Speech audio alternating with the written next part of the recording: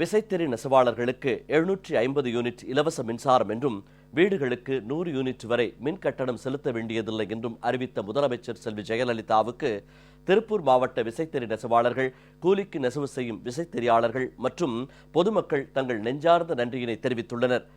திருப்பூர் மாவட்டத்தில் திருப்பூர், பல்லடம், சோமனூர், அவிநாசி, காங்கேயம், மங்கலம் ஆகிய பகுதிகளில் சுமார் 2 லட்சம் விசைத்தறி தொழிற்கூடங்கள் உள்ளன.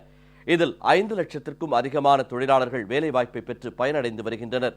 இந்த நிலையில் முதலமைச்சராக செல்வி ஜெயலலிதா 6வது முறையாக பொறுப்பேற்றுக் கொண்டவுடன் தேர்தல் அறிக்கையில் சொன்னபடி முதலாக கைத்தறி நெசவாளர்கள், விசைத்தறி நெசவாளர்கள் பயன்பெறும் வகையில் விசைத்தறி நெசவாளர்களுக்கு 750 யூனிட் இலவச மின்சாரம் வழங்கப்படும் என்ற கோப்பில் கையெழுத்திட்டார். அதனைத் தொடர்ந்து கைத்தறி நெசவாளர்கள், விசைத்தறி நெசவாளர்கள் 750 யூனிட் இலவச மின்சாரம் வழங்கி வாழ்வில் ஒளியேற்றி வைத்ததற்கும், தடையில்லா மின்சாரம் தொடர்ந்து வழங்குவதற்கும் திருப்பூர் மாவட்ட விசைத்தறி நெசவாளர்கள், கூலிக்கு நெசவு செய்யும் விசைத்தறியாளர்களும் வீடுகளுக்கு 100 யூனிட் வரை மின் கட்டணம் செலுத்த வேண்டியதில்லை என்று அறிவித்ததற்கு பொதுமக்களும் முதலமைச்சர் செல்வி ஜெயலலிதாவுக்கு நெஞ்சார்ந்த நன்றிகளை தெரிவித்துக் கொண்டனர்.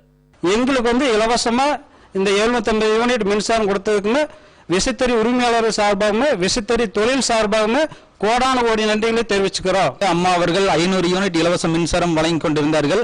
அதை இப்போது 750 யூனிட்டாக எங்களுக்கு சலுகை கொடுத்துள்ளார்கள். அம்மா அவர்களுக்கு கோடான நன்றி.